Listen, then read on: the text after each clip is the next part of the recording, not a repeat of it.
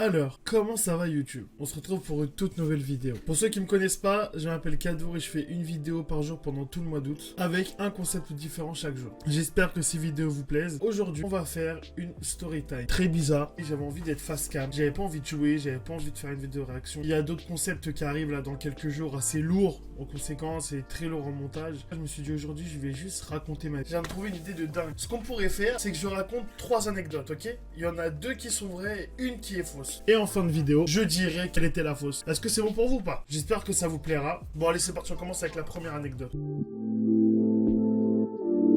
Que mes parents m'ont raconté quand j'étais petit, lorsque ma mère était enceinte de moi.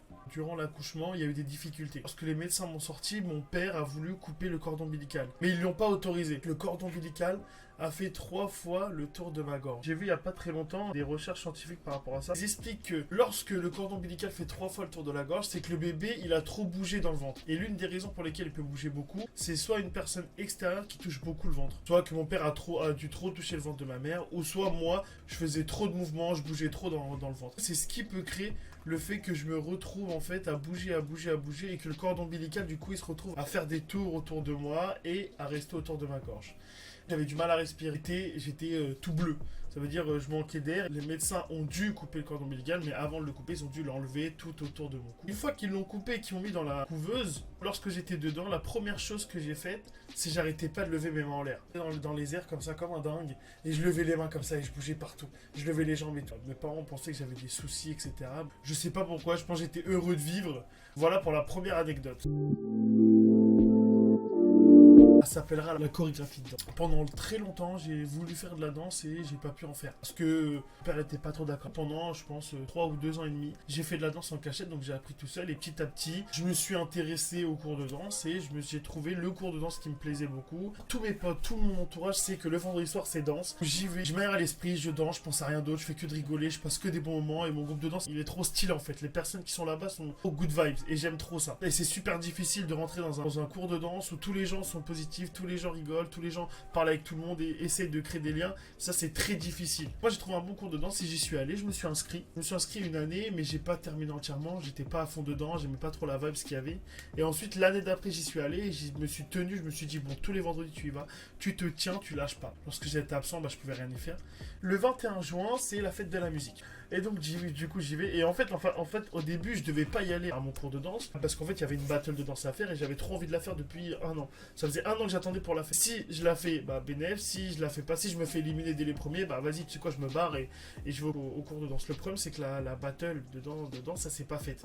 Il y a eu trop de problèmes techniques et donc, du coup, les organisateurs n'ont pas pu la mettre en place. Donc, j'étais dégoûté, j'avais le seum. Donc, je me suis dit, vas-y, je vais à la danse. Je me suis parti. Et quand je suis parti à la danse, bah en fait, je pouvais pas parce que le centre-ville était bondé. Il y avait plus de métro, je pouvais plus me déplacer. Il fallait que soit qu'on me dépose en voiture, mais laisse tomber, en plein centre-ville en voiture, c'est une galère pas possible. J'allais arriver là-bas, j'allais prendre une demi-heure, voire 45 minutes de retard, et j'allais arriver en plein milieu, j'allais pas kiffer quoi.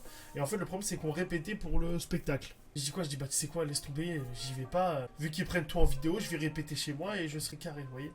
Je vais à la fête de la musique, donc là, je me dis, nique sa mère, j'y vais pas, laisse tomber, fonce, fais ce que t'as à faire. Quitte à pas y aller, ouais, je profite au max, regrette pas. Voilà, dis pas que je vois une personne qui est au cours de danse, mais le cours de danse d'avant moi. Elle me snap, elle me met en story Instagram. Et là, vu que moi, j'étais en train de danser comme un dingue, en plein centre-ville, hein. Quand je danse ou quand je mets l'ambiance, je me donne à fond. Aucune limite. Je n'ai plus aucune limite, je suis incontrôlable. C'est-à-dire que je regarde même plus qui me filme, je regarde même pas qui est là, je danse, je suis à fond. Le soir, quand ça s'est terminé, quand la fête de la musique c'était fini, on est parti manger un kebab, on est rentré tranquille et tout. Et là, c'est pas je reçois un message sur Insta ou je sais plus sur quel réseau social où je me prends un coup de pression. Ouais, tu te prends pour qui? T'es même pas venu au cours de danse, les gens ils comptaient sur toi et tout. Je dis, c'est quoi le délire? Genre, fallait pas que je le rate, c'était le cours de danse à pas rater. Je me fais allumer sur Insta et je suis comme ça, je suis choqué, tu vois. Je dis, ouais, bah désolé, tu vois, mais.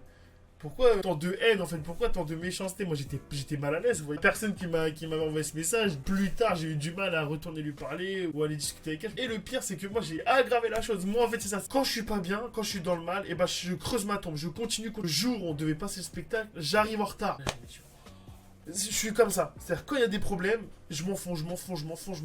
C'est de pire en pire. Du coup, bah, on a fait ce spectacle, ça va, ça s'est bien passé et tout. Mais moi, je l'avais pas bien vécu, mais c'est pas très grave. Ça arrive à tout le monde. C'était mon tout premier spectacle. Ça arrive, c'est rien, vous voyez. Juste se rattraper et faire en sorte de toujours rectifier les problèmes.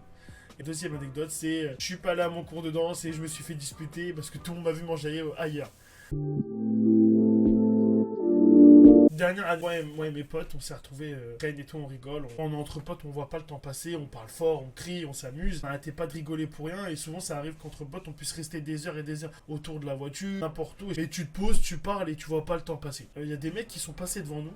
Tu vois, on rigolait, on se taquinait. D'un coup, il y a un mec qui arrive et qui dit ouais, vous avez quoi à rigoler? Donc nous, on essaye d'éviter les on dit bah rien, on rigole entre nous. Qu'est-ce que t'as, tu vois? Qu'est-ce que tu prends mal? Qu'est-ce qui t'arrive? Bon, après, peut-être qu'on n'aurait pas dû y aller comme ça, mais pour moi, il a dit ouais, restez à votre place là, je sais pas qui vous êtes, mais là, vous êtes en train de rigoler fort pour rien. On le coupe, on lui dit ouais, je suis putain un malade. Je suis trop pour qui? Pour parler comme ça. On est posé, tu viens nous parler, et ensuite derrière, tu nous agresses, tu nous parles mal. T'es un dingue, c'est pareil ça. Tu te prends pour qui? Redescends, mon pote, tu vois. C'est pas ton quartier, tu vois. Là, il commence à monter sur ses grands chevaux parce qu'ils étaient en groupe, tu vois. On était 4. Et eux, ils sont, tu vois, peut-être 5, 6 max. Tu vois ce que je veux dire ou pas? Et là, je sais pas ce qui se passe. Le mec, il vient vers moi, parce que du coup, c'est moi qui lui parlais, j'étais devant. Il vient vers moi, il me bouscule. Donc moi, je comprends pas, je dis qu'est-ce qui se passe? Et à un moment donné, il me bouscule tellement fort que mes lunettes, elles tombent le sol. Et moi, il faut savoir une chose, je déteste me battre, mais il y a une chose pour laquelle je me bats, c'est la seule et unique chose. Tu peux m'insulter, tant que tu n'arrives pas physiquement à me toucher ou à me bousculer, ça va. Si tu commences à me bousculer, je vais peut-être réussir à garder mon calme, mais si mes lunettes touchent le sol, frère, mes lunettes, c'est mon seul moyen de pouvoir voir. Tu vois, j'ai une vue très très basse. C'est-à-dire que je ne vois pas sans mes lunettes, je vois très très flou. Ça, c'est mes yeux.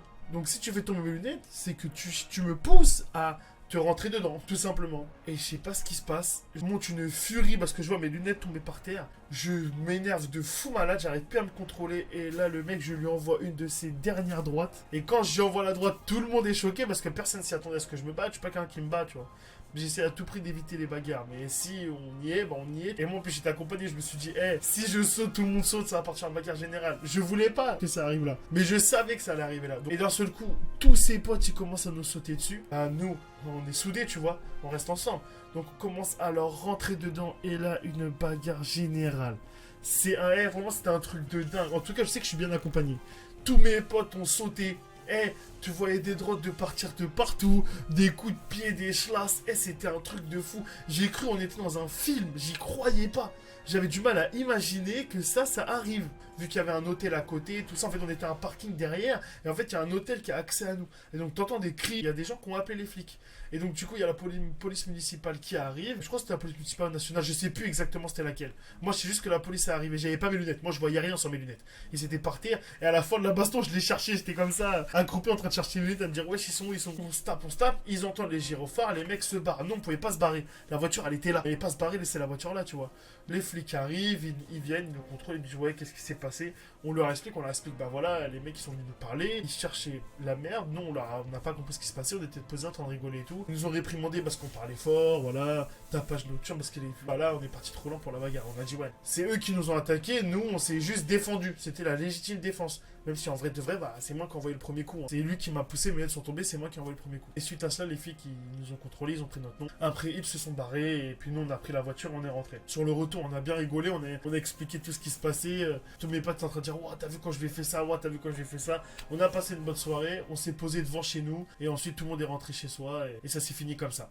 Voilà pour la dernière anecdote. Donc, dites-moi dans les commentaires pour vous, laquelle est vraie, laquelle est fausse. Celle où j'ai failli ne pas naître, la deuxième de la danse ou la troisième de la bagarre. Vous êtes prêts à savoir laquelle était la fausse? Tarrr, roulement de tambour. La fausse, c'était celle de la bagarre. Est-ce que vous attendez à celle-là ou pas? C'est une fin de vidéo. N'oubliez pas de commenter, liker, partager, de vous abonner, d'activer la petite cloche. On se dit à demain. Salut!